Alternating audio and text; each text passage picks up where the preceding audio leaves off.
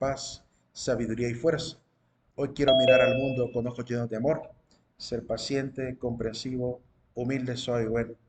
Ver detrás de las apariencias de tus hijos como lo ves tú mismo, para así poder apreciar la bondad de cada uno. Cierra mis oídos de toda murmuración, guarda mi lengua de toda maledicencia. Que solo los pensamientos que bendigan permanezcan en mí.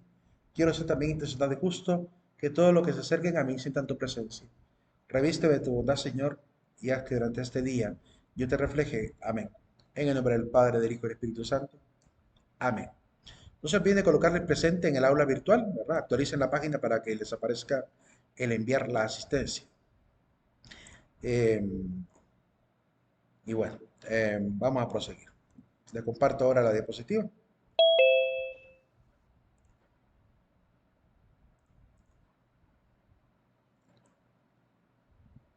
Ok, vamos a ver. Vamos a ver el sentido y necesidad de la filosofía. Eh, y también, obviamente, las características de la misma disciplina. Pero antes quiero comenzar, siempre comenzamos los temas, hablando un poquito del contraste que hacemos con el mundo cristiano, con la filosofía cristiana.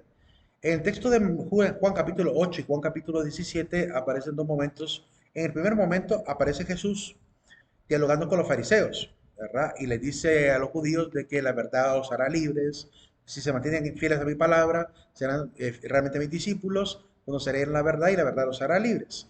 Y le contestan algunos de los que estaban ahí, de los judíos que estaban ahí, pero es que nosotros somos descendientes de Abraham y no somos esclavos de nadie. Entonces, de alguna manera parecía que no reconocían que había otro tipo de esclavitud que no habían considerado. Entonces, intelectualmente creían vivir en libertad, pero a nivel espiritual se les revela a través de Cristo que hay una esclavitud también evidente a nivel de la vida espiritual, que es la esclavitud del pecado. Y les revela además y les dice, y el esclavo no permanece siempre en la casa, mientras que el hijo permanece siempre. Esa parte es una parte muy reveladora también, porque se está refiriendo al final de los tiempos. Lo que Jesús viene y está diciendo prácticamente que aquel que vive esclavo del pecado no permanecerá para siempre y el que no vive del pecado vivirá para siempre. Es decir, habla de la vida eterna, habla de la condena también eterna.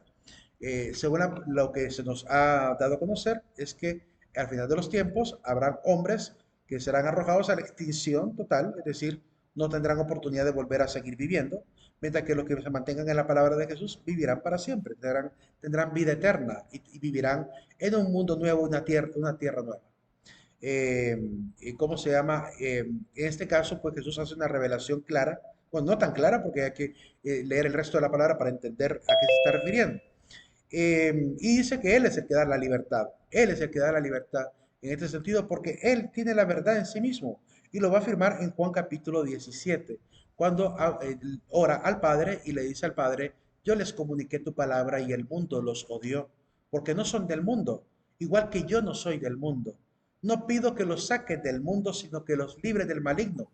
Esa palabra, cuando yo la he releído, no, como me gusta ver series de televisión ahí de superhéroes, por ejemplo, como Supergirl, por ejemplo, me hizo recordar a este chico del planeta Daxan. O sea, me hizo recordar a este chico que vino al planeta Tierra y se enamoró tanto, aún siendo príncipe de Daxan, se enamoró tanto de la Tierra y Supergirl, evidentemente, que se quiso quedar, aún contrario a la voluntad de la madre, una déspota, ¿verdad? Que hasta asesinó a su propio padre, el padre del chico. eh, el hombre se quiere quedar en la Tierra. Se enamora tanto de la vida del planeta que dice que aquí está su familia, aquí está su cultura y todo. Pues yo me imagino, no dejo de comparar esa actitud de ese chico en esa serie con la actitud de Jesús cuando dice, no pido que lo saques del mundo, sino que lo libres del maligno. Como diciendo, este mundo es muy bonito. Es decir, no te lo lleves todos al reino de los cielos. Permítele que sigan existiendo acá. Jesús se enamora tanto de la vida en este planeta que de alguna manera pide que no seamos sacados de aquí, sino que sigamos viviendo en este cielo nuevo y la tierra nueva, ¿verdad? Después del juicio final. Y lo único que le pide al Padre es que nos aleje del maligno, ¿verdad? No son del mundo igual que yo no soy del mundo. Entonces, es como ver esa misma actitud. Se enamoró tanto del planeta que quiere que los que viven aquí no dejen de vivir en este planeta, pero ya sin la desgracia de la maldad, de la malignidad, que eso nos trae grandes problemas sociales. además de la vida eterna que nos va a liberar de las enfermedades. ¿Se imaginan vivir en un mundo donde ya no haya maldad y no hay enfermedad? Las dos soluciones que ocupamos. Si no hay maldad ni enfermedad, podremos trabajar por la eternidad, por todo lo que soñemos, sin enfermarnos, sin cansarnos, sin disgustarnos, y viviendo y llegando al extremo de la ciencia, del arte, de la música, de todo lo que queremos. Eso es lo que se ansía y lo que Cristo revela que nos va a dar. Nos dará un cielo nuevo, tierra nueva, para poder vivir y seguir en el mundo. Entonces, y algunos tendrán la oportunidad de vivir en la patria celestial, vivir en el reino de los cielos, ¿verdad? Habla de que algunos serán llevados a las alturas, al encuentro con Jesucristo, pero no todos, porque por eso va a haber cielo nuevo y tierra nueva. El universo, para qué nos va a quedar el universo? Si el universo tiene que quedar para el servicio del hombre, ¿verdad? Así que con nueva tecnología, seguramente los seres humanos saldrán de este planeta y empezaremos a viajar por las galaxias. Tengo la esperanza futura de que la humanidad ya libre de toda la corrupción pueda alcanzar esos sueños tan dentro de nosotros que se quedan en la ciencia ficción de nuestra propia cultura. Las películas de ciencia ficción muestran lo que pasaría si la ciencia avanzara tanto, pero para lograr esos avances científicos se necesita mucha entrega al conocimiento, a la ciencia, por amor también a la humanidad, ¿verdad? No se alcanza esta tecnología ni esos avances que están en la ciencia ficción solamente soñando, se alcanzan trabajando duro, ¿verdad? Y teniendo obviamente la capacidad de vida para poder sobrevivir a esos viajes tan largos, que es lo que realmente se espera. Pero en todo caso, lo bonito de este texto del apóstol Juan es que Jesús nos habla de cosas que estaban ocultas, que son verdades que no son evidentes. Y por eso hay que tener cuidado con el conocimiento, porque a veces podemos afirmar cosas y negar cosas y de las cuales a veces no tenemos constancia y de las cuales a veces no tenemos el conocimiento pleno. Por ese mismo motivo, ¿verdad? Solamente los que han experimentado, por ejemplo, las cosas espirituales, tienen el derecho de hablar de las cosas espirituales. El resto que nunca lo ha probado, que nunca lo ha intentado, pues no tiene el derecho de venir a echarle en cara a alguien de que lo que vive es una locura, ¿verdad? De que es simplemente un amigo imaginario. Si nunca has probado la presencia de Dios en tu vida, creerás que ese es un amigo imaginario, pero no es para el que lo ha vivido. Hablamos de millones de personas en el mundo que han tenido experiencias espirituales que les permiten permanecer firmes en esa fe porque no pueden negar aquello que han vivido, que han podido percibir, que es diferente a la cotidianidad. Entonces, eso es lo que nos convierte en ser radicales por lo que creemos.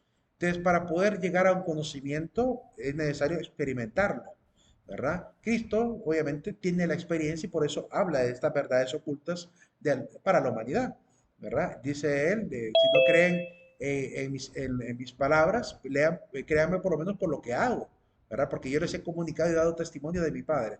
Jesús habla de la verdad que él conoce, ¿verdad? Y nadie puede venir a decirle, no es cierto lo que tú dices, ¿verdad? Como hacían los fariseos, porque obviamente ellos no han degustado esto que Cristo lo ha tenido por naturaleza. Entonces, el aprendizaje y conexión de esto con la filosofía es tengamos cuidado con el conocimiento. No nos atrevamos a negar cosas que no hemos estudiado, que no hemos investigado, que no hemos estado ahí presentes. Tenemos que haber vivido esas experiencias, tenemos que habernos formado en esas disciplinas para poder dar una opinión lo suficientemente justa, ¿verdad? Es importante para poder crecer intelectualmente, tener esa objetividad al momento de opinar también. Prosiguiendo, concepto y características de la filosofía. Otro gran problema, miren, la filosofía está llena de problemas. El problema que tenemos es dónde lo ubicamos, dónde ponemos a la filosofía para poder definirla. Entre las ciencias puras o las ciencias aplicadas. ¿Qué es una ciencia pura? Las ciencias puras son aquellas que son exactas, que comúnmente hablan de la naturaleza, y si hablan del hombre, hablan de su naturaleza. No se atreven a hablar de la cultura, hablan solamente de su naturaleza, su organismo, bioquímica, fisiología, anatomía. De eso habla. Entonces la ciencia pura también utiliza a veces leyes, teoremas, fórmulas, ¿verdad? A esas son las ciencias que llamamos ciencias puras.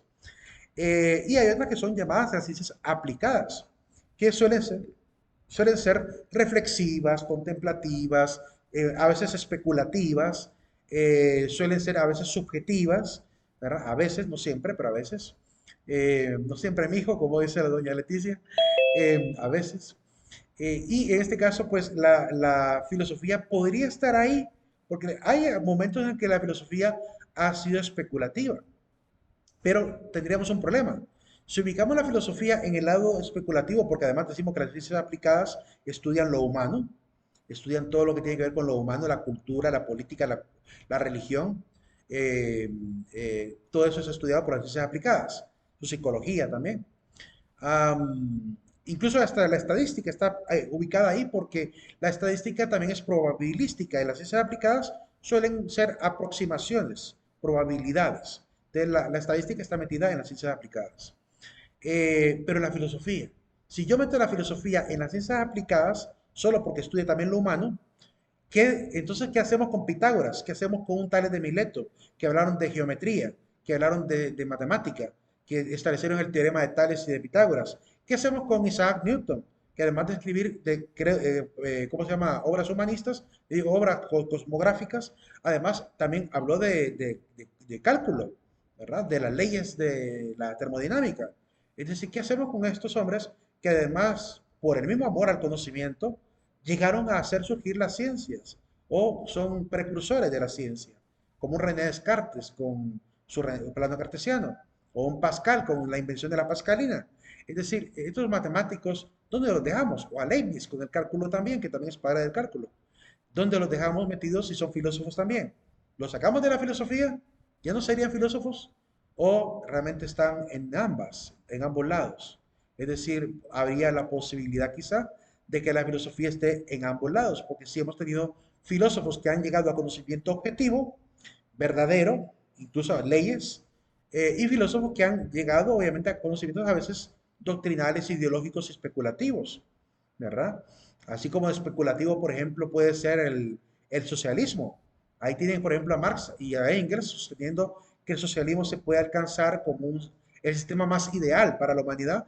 Y viene un hombre como Robert Owen, pone a prueba las teorías que también él creía, ¿verdad? Él por su propio lado, obviamente no quiero decir que él se basara en lo de Marx, pero desde su propio punto de vista quiso poner en práctica mediante una especie de comunidad socialista en Estados Unidos, compró un terreno y se dedica a vivir en comuna, una comuna socialista. Es decir, quiso poner en práctica el socialismo utópico y sorpresa, sorpresa, no funcionó, no funcionó. Tuvieron que volver a la normalidad, porque más adelante les explicaré por qué no funcionó. No me voy a adelantar porque tenemos que verlo. Pero les adelanto que el socialismo utópico no funciona.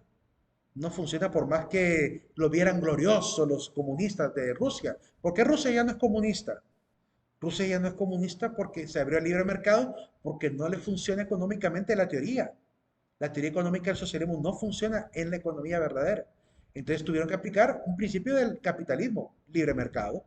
Y ahora tienen libre mercado con muchas patrias, con muchos países. Porque el mercado interior, el mercado comunitario no funcionó.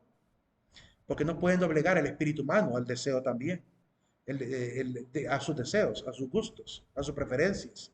No pueden coartar la libertad de los seres humanos, porque se llevan de encuentro todos los derechos humanos. Entonces, demostró el sistema que no funcionó. Entonces, así de especulativo puede ser una escuela filosófica, que llevó hasta errores a grandes patrias como Rusia. Eh, que tuvieron un crecimiento cultural muy nacionalista, sí lo tuvieron, no cabe la menor duda. Pero el nacionalismo no ayuda en nada. Es decir, el nacionalismo, podemos ser incluso un mundo sin patrias, siempre que haya ciencia, el progreso va a estar, aunque no hayan patrias. Lo que pasa es que a veces se pone énfasis en la parte de la política y se olvida de la parte también del progreso y desarrollo científico, del progreso y desarrollo intelectual. Entonces, ese es el cuidado que hay que tener, llevar un equilibrio. Ni ser demasiado capitalistas salvajes, ni ser demasiado utópicos, ¿verdad? Con el socialismo, porque si no caemos en un grave problema en ambos extremos. Eh, y eso es parte de lo que nos va enseñando la misma filosofía, de que hay de todo un poco, ¿verdad? Cosas objetivas y cosas a veces con falta de objetividad. Entonces, ¿dónde está la filosofía? Algunos expertos dicen que quizá está entre las ciencias, dentro de ellas y afuera de ellas. Está abarcándolo todo. Entonces, desde ya tenemos una primera idea. La filosofía es una ciencia interdisciplinar. Es una ciencia que está dentro de las disciplinas, conectándolas como nexo.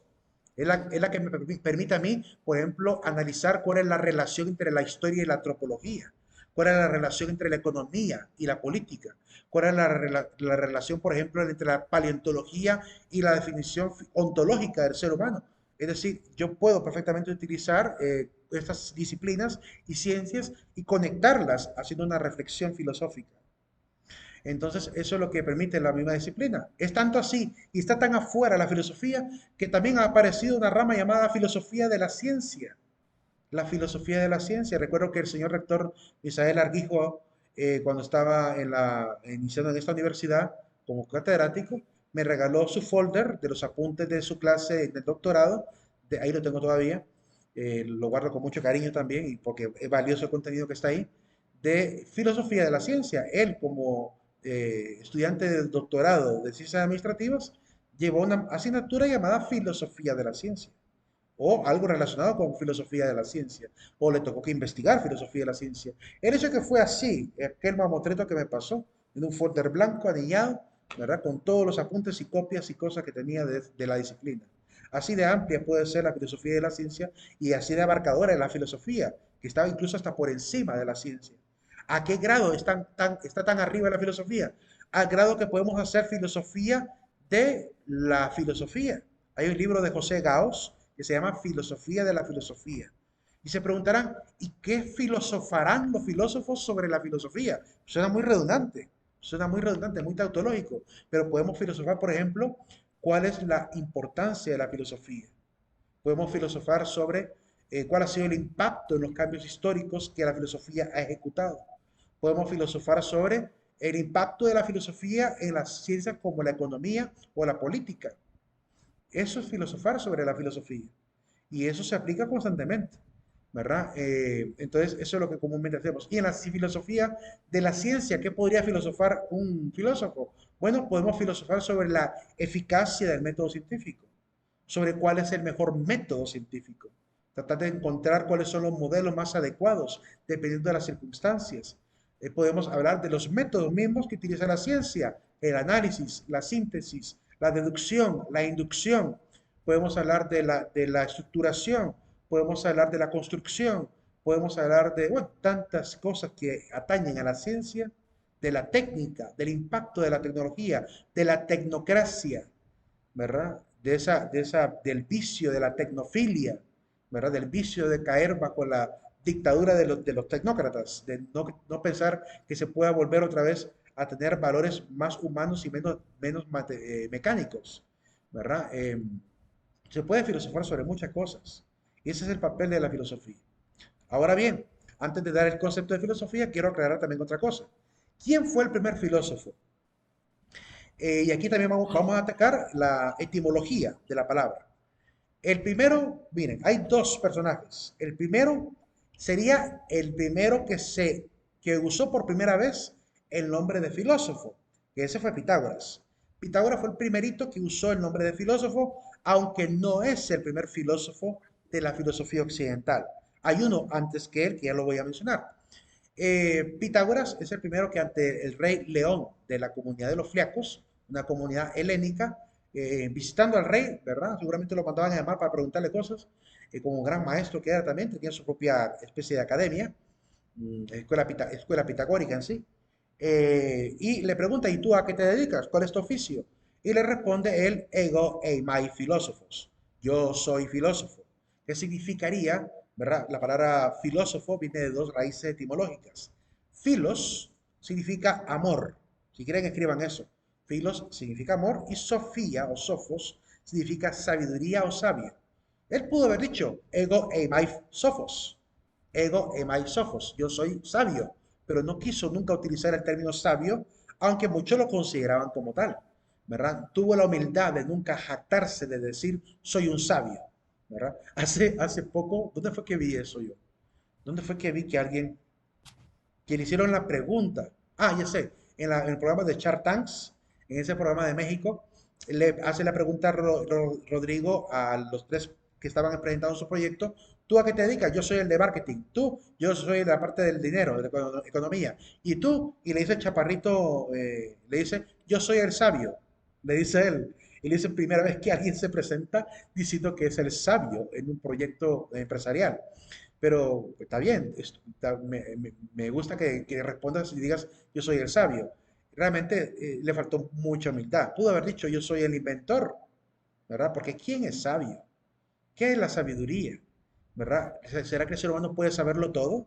Miren que el famoso sabio del Antiguo Testamento, Salomón, que era reconocido sabio, él nunca se jactó de saber, de tener la sabiduría, pero siempre dijo, yo siempre me traté de perseguir la sabiduría como que fuera una mujer, como que fuera una mujer la cortejaba, ¿verdad? La enamoraba, quería hacerme de ella, ¿verdad? Entonces perseguí la sabiduría en toda mi juventud y jamás encontré esa felicidad que yo anhelaba.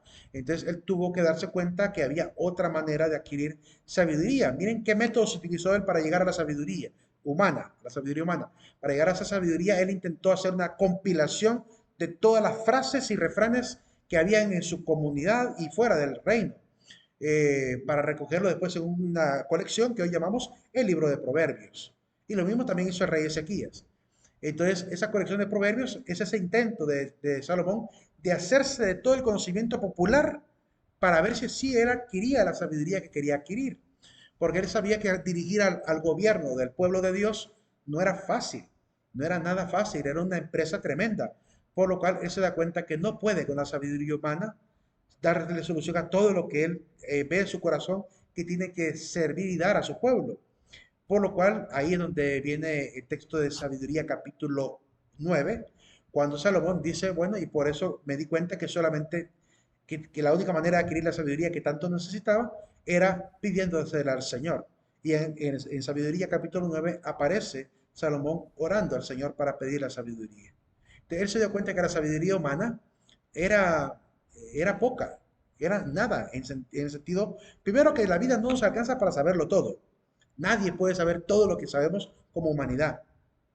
Aún los físicos, aún los astrónomos, si fueran aún expertos en física y en astronomía, no abarcarían todo el conocimiento del mundo. No lo abarcarían, porque les faltaría aprender neurología, botánica, mineralogía, les faltaría aprender genética, les faltaría aprender, no sé, un montón de disciplinas, fisiología, medicina, para poder conocer el resto de la materia. Es decir, podrán saber mucho en su disciplina, pero no tienen la sabiduría plena porque les falta todo lo demás.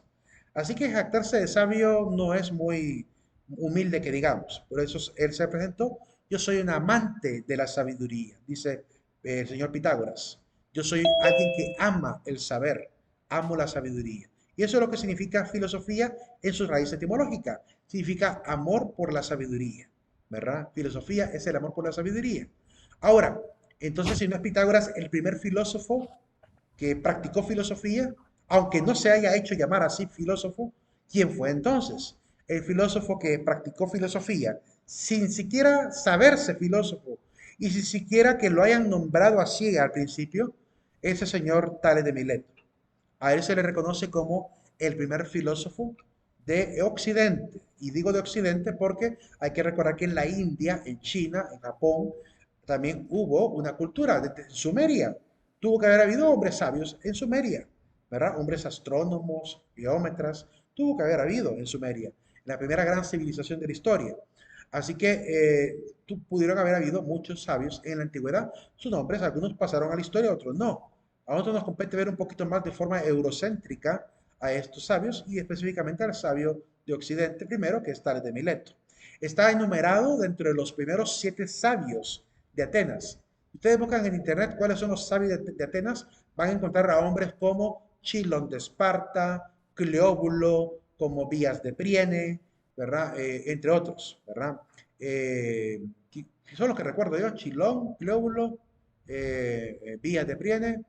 Hay otro que se llama, ay, no sé por qué se me está viendo el nombre de Pericles, nada que ver con Pericles, pero hay otros nombres por ahí, son 7 en total, no los recuerdo a todos, ¿verdad? Como no son filósofos, sino que son gente a la que el pueblo de Grecia consideraban sabios. Quiero buscar ahorita rápidamente aquí en internet los sabios de Atenas, los 7 sabios de Atenas. pueden buscarlo por ahí si quieren ustedes también, para que podamos revisar estos personajes. Eran Solón, Vías, Pítaco, ¿verdad? Pítaco, esa es la palabra con P que se me venía, Cleóbulo, Quilón o Chilón de Esparta y Periandro de Corinto. ¿Ok? Periandro. Creo que Periandro fue el que me hizo traer más bien la palabra Pericles a la mente. Periandro, Vías, Pítaco, Cleóbulo, Solón y Tales de Mileto que están numerados junto con ellos. ¿Verdad? Cada uno de ellos eran considerados sabios de Atenas. Pero, ¿qué significaba sabio para el pueblo de Atenas antes de los filósofos?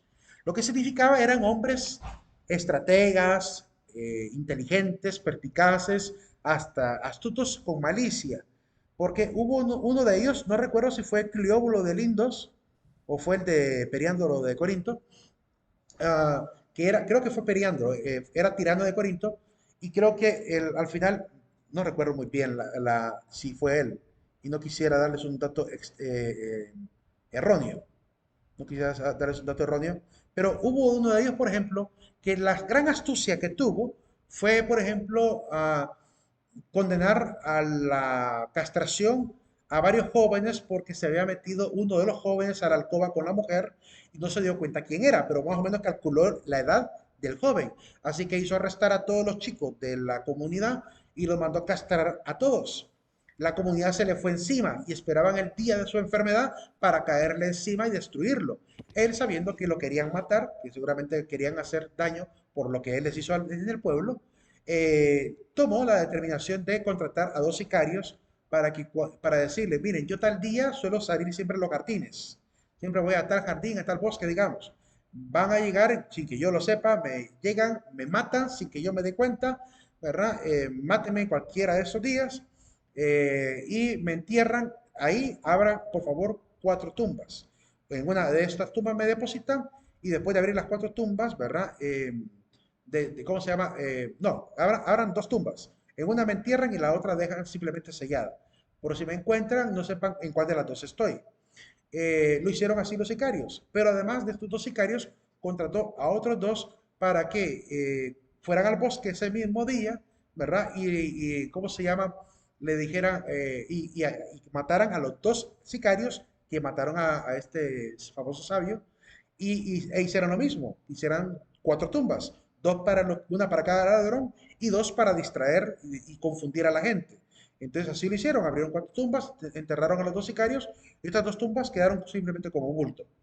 Y habían cinco tumbas ahí nomás. Y así lo hizo con otros dos sicarios, con otros dos sicarios, y se generó una cadena de sicarios que terminó generando un cementerio de sicarios ahí, donde prácticamente se mataban unos con otros sin saber que habían sido contratados y que en su cabeza ya estaba con precio también porque otro sicario iba a ir a matarlos. Esa fue la astucia que tuvo este famoso, uno de los sabios de Atenas, no sé si fue Periandro, no recuerdo bien si fue él el que hizo esta situación, pero creo que fue Periandro, si no me equivoco.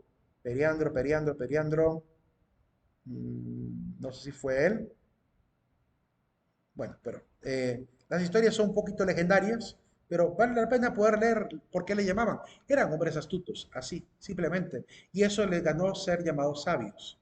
Sin embargo, el término no era justo, ¿verdad? Eran astutos, eran estrategas, eran gente inteligente, pero sabio, sabio, esa palabra ha quedado muy cuidada en la filosofía para no otorgársela a nadie, ¿verdad? Incluso cuando Sócrates es señalado por el oráculo de Delfos como el hombre más sabio de Atenas, puso en duda si era cierto aquello, ¿verdad? Y se dedicó a investigar si era cierto que él era el hombre más sabio. No quiso aceptarlo de pronto. Cualquier otro hombre, si un oráculo religioso llega a declarar públicamente ante la gente, este es el hombre más sabio, seguramente habría hecho cargo de ese título para recibir pues ayudas, regalitos, ¿verdad?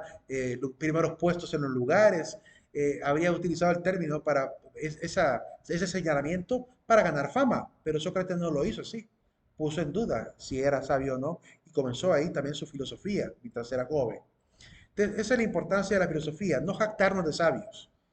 Que estamos en el camino de la sabiduría, sí, eso sí, ¿verdad? Aspiramos hacia la luz, aspiramos hacia la verdad, que eso es lo que realmente nos mueve, la disciplina misma nos mueve hacia ello.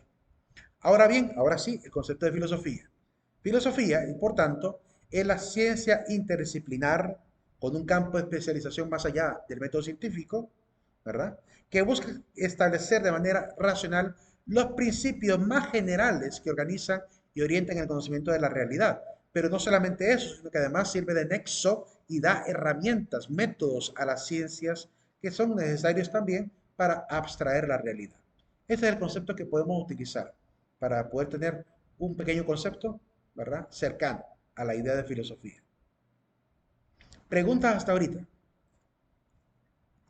Preguntas hasta ahorita. Yo creo que tenía anteriormente, yo había incluido los siete sabios de Atenas aquí en mis diapositivas, pero decidí quitarlo porque ocupaba demasiado tiempo para hablar de ellos y no son filósofos. Es decir, solo Tales de Mileto es el único filósofo, así que decidí quitar a estos filósofos, pero creo que sí lo dejé en la diapositiva. Rápidamente quiero ver si lo tengo por acá. Después de conocimiento preferido, aquí están. Quiero ver si lo logro ver acá. Permítanme. Dejaré de compartir la pantalla por un segundito o lo voy a ampliar así. Ya les digo, sí, fue Periandros. Periandros de Corinto fue el que hizo esa astucia del plan de mandar a matar a los sicarios de los sicarios, ¿verdad? Él fue Periandros de Corinto, tirano de Corinto, ¿verdad? Aunque también tuvo frases importantes bastante cercanas a la filosofía, como por ejemplo, en la prosperidad, modérate, en la adversidad, resígnate y sé siempre prudente. Son frases muy filosóficas, ¿verdad? Mejor es morir como pobre que vivir como miserable, ¿verdad? O esta frase, si llegas a ser desgraciado, ocúltalo para que tus enemigos no se alegren de tu desgracia o hazte digno de tus padres, o los placeres son cosa mortal, las virtudes por el contrario son inmortales. Entonces, estos hombres también tienen sus frases muy bonitas, muy interesantes. Yo recomendaría que puedan hacerla, aunque sea en Wikipedia. No sé si, creo que Wikipedia no tiene mucho de esta información, ¿verdad? Le falta bastante por lo menos las frases de ellos, no creo que las hayan considerado. Tal vez si entramos al perfil de cada uno de ellos, tal vez ahí sí está narrada la parte de lo que ellos dijeron o enseñaban también, ¿verdad? Seguramente ahí, pero por lo menos en la búsqueda de los siete sabios de Atenas no hay mucha información sobre ellos, un poquito apenas de cada uno. Quizás al darle clic al nombre ahí podrán encontrar mucho más, ¿verdad? Hay frases muy bonitas, ¿verdad? Pues la frase, por ejemplo, de Píteco de Mitilene, no digas de antemano lo que vas a hacer, porque si fallas, se burlarán de ti. Como decía un meme por ahí, te lo hocico, ¿verdad? Te lo hocico, cuando vayas a hacer algo, mejor te lo hocico. No digas lo que vas a hacer, hazlo, para que cuando llegues al triunfo se alegren contigo, ¿verdad? Y en tu desgracia y en tu fracaso no se vayan a alegrar también de ti. Entonces es importante tener esa prudencia de ser muy sigiloso, ¿verdad? En la vida, con lo que hacemos. Am, Otra frase bonita de los famosos sabios de Atenas. Chilón de Esparta decía, no hables mal de los muertos de una persona en su desgracia, ¿verdad? Es tener esa conciencia de no burlarse. Hoy la juventud ya no tiene respeto por la gente que muere. Ya se nos olvidó el respeto. Los memes se han encargado de olvidar el respeto por la muerte de alguien. Se murió la reina de Inglaterra y a todo el mundo, incluso yo, me incluyo, compartimos memes sobre Chabelo. Bueno, o sea, se nos olvidó por completo el respeto por la muerte. El humor negro que aparece en las redes sociales nos ha convertido tan indiferentes ante el dolor, ¿verdad? Pero es que también, si a la misma familia casi no le dolía la muerte de la madre, porque vimos al señor, el rey Carlos, más bien maleado al siguiente día firmando documentos, ya lo habían grabado ahí, firmando algunos documentos ya como rey, y maleado solo porque la pluma no le pintaba, ¿verdad? Con una actitud pedante, se levanta de la silla todo maleado, entonces, y está al siguiente día del duelo, pues, en vez de demostrar una altura, no sé, es profesional, ya no hay respeto por lo visto en ellos. Quizás estaban esperando ya que se fuera, ¿verdad? O ya tenían, ya el duelo lo habían hecho, quizás, tal vez, pero lo cierto es que no parecen tan adoloridos, mucho menos el mundo entero, ¿verdad? Ante eso. Prosiguiendo. Proseguimos por ahí. ¿Alguna pregunta hasta ahorita? Además de lo que hemos hablado. ¿Alguna duda? sino características de la filosofía. Saben que pueden preguntar en cualquier momento que quieran hacer alguna pregunta o duda, no duden en hacer la consulta, ¿verdad? Con todo gusto trataré de explicarlo y si tengo que repetir algo, lo vuelvo a repetir, con todo gusto. Prosiguiendo, características de la filosofía. He tratado de sintetizarlo muchísimo, no puedo sintetizarlo más. Lo más que puedo es esto, por lo menos en una sola palabra o una sola frase, poner la característica y un poquitito de explicación a la par, para que sirva un poquito para iluminar la idea. Primera característica es radical. La filosofía es radical. Significa que busca las raíces del conocimiento y los principios de la realidad, desechando todo tipo de apariencia, ¿verdad? Y de esa manera se acerca a la verdad. Busca la esencia permanente del cosmos. Ser radical en la filosofía es ir tras la verdad, ¿verdad? Y desechar las apariencias es prácticamente ser muy objetivo, de no quedarme con las nimiedades, con las cosas meticulosas, sino ir a lo que realmente importa, ¿verdad? Quedarnos en lo realmente importante. Esa es la razón por la cual quité los siete sabios del contenido de la clase. Al principio intenté darlo, enseñar la biografía de cada uno de ellos y lo que cada uno enseñó, pero dije, no, no son tan importantes para la filosofía, ¿verdad? Tienen algunas frases que valen la pena, pero eh, no puedo abarcarlo acá. No me alcanza el tiempo, porque si lo pongo este tema, igual con el tema de falacias. Ustedes van a tener que ver un tema de falacias en un video que ese sí lo he preparado para que lo puedan ver explicado por mí. Dura una hora, lo voy a liberar en el aula virtual muy pronto. Cuando veamos el tema de la objetividad del conocimiento y los límites del conocimiento, ahí voy a liberar ese tema para que puedan conocer las falacias lógicas, las falacias las falacias de la filosofía material o lógica material y puedan, de alguna manera, a través de ejemplos de la vida cotidiana, puedan entender en qué consiste cada falacia. ¿Cuál es el objetivo de ver este video? Que este video sí entra en examen. De hecho, les anticipo, una gran parte de las preguntas de examen vienen de las falacias, porque quiero motivarlos a que sí vean ese tema. Así que ya está la advertencia hecha y soldado avisado no muere en guerra, dicen, ¿verdad? Entonces, desde ya pónganle mucha atención al tema de las falacias, porque van a venir varias preguntas, ¿verdad? Un poquito como aplicadas. De repente les digo, bueno, ante esta frase, ¿qué falacia es la que se encargaría de, de revelar que es una falacia? Es decir, si yo digo, por ejemplo, es que todo el pueblo ha marchado por las calles de Honduras, ese tipo de argumento, ¿qué falacia es? Quiero que, ante ejemplos, logren identificar ese tipo de falacia y me digan ustedes, yo les pongo de repente falacia tal, falacia tal, falacia tal, y digan ustedes, esta es la falacia verecundiam, falacia ad populum, falacia ad hominem, falacia del alegato especial, falacia de generalización apresurada. Entonces ustedes digan, me parece que esta es una falacia de falacia ad populum, porque está apelando a la multitud, apelando al pueblo, para poder hacer creer en los medios de comunicación que todo el pueblo salió a las calles. Y no necesariamente pudo haber sido así. Entonces, esa es una falacia llamada ad populum. Entonces, sobre eso va a ser el contenido de ese video, donde podré explicarles uno por uno, una por una. Además, cada una de ellas trae una caricatura que está tomada de la página de filosofía de escépticos.es, donde los del blog hicieron transformar cada falacia en una caricatura móvil, una imagen GIF, que la he colocado en la diapositiva para que sirva para iluminar también el concepto, ¿verdad? Para que ayude a entender más rápidamente. ¿Por qué quiero que vean las falacias? Porque estamos en una etapa de la cultura donde se nos miente descaradamente y constantemente. Medios de comunicación, políticos, fanáticos religiosos, están por todas las redes sociales repletos de falacias y es importante que usted como profesional sepa distinguirlas, sepa saber quién le está mintiendo o quién no, que no caiga redondito en todo lo que dicen las redes sociales, que he visto gente que seguramente estudió en muchas universidades o colegios y se está tragando una cantidad de cuentos que están en las redes sociales, ¿verdad? O fake news, que a veces recomparten y vuelven viral la desinformación, porque no han descubierto, no han aprendido a identificar cuándo te están mintiendo y cuándo no.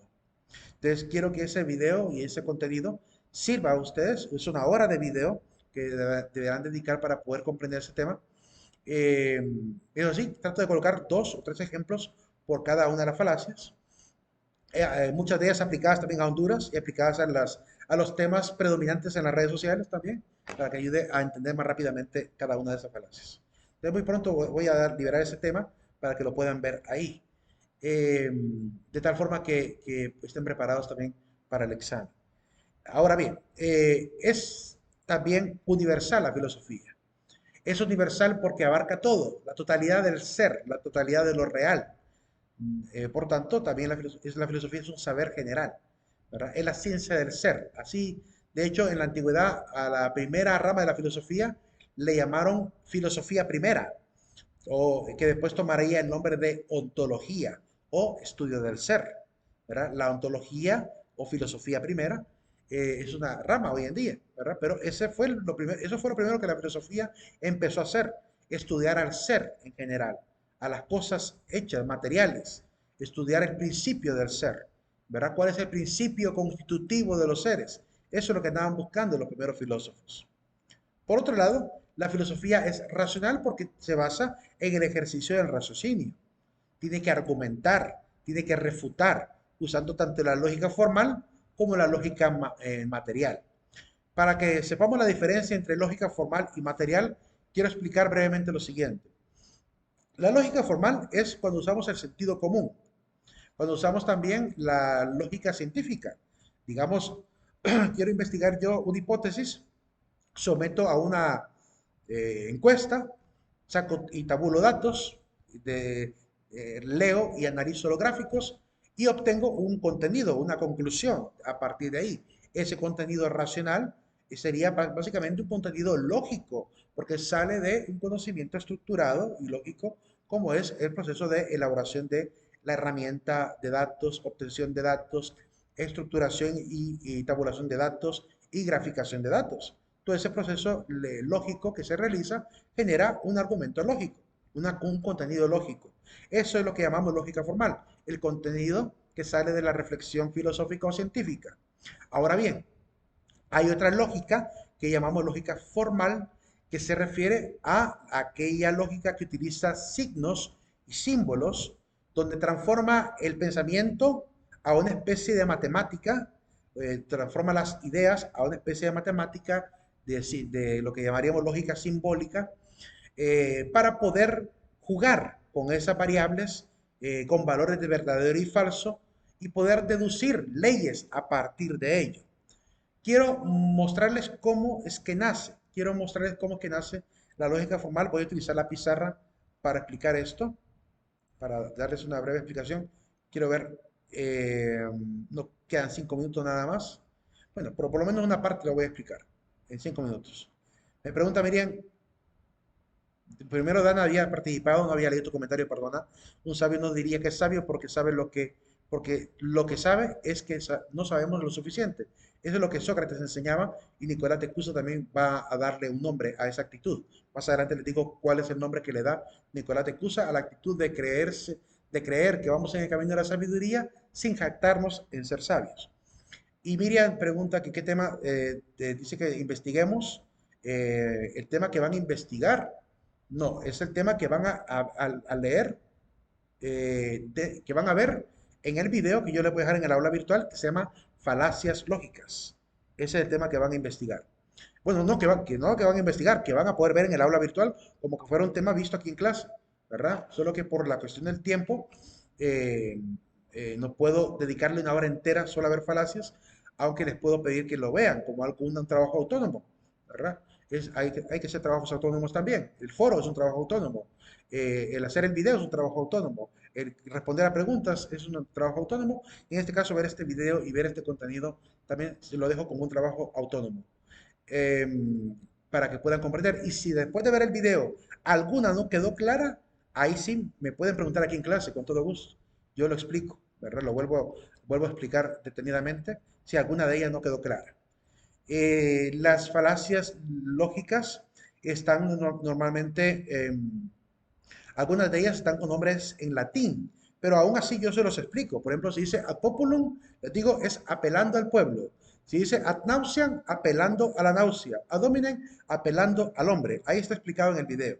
Así que no se preocupen por la palabra latina porque también les explico el significado de esas palabras. Pero sí hay que intentar aprendérselas en latín.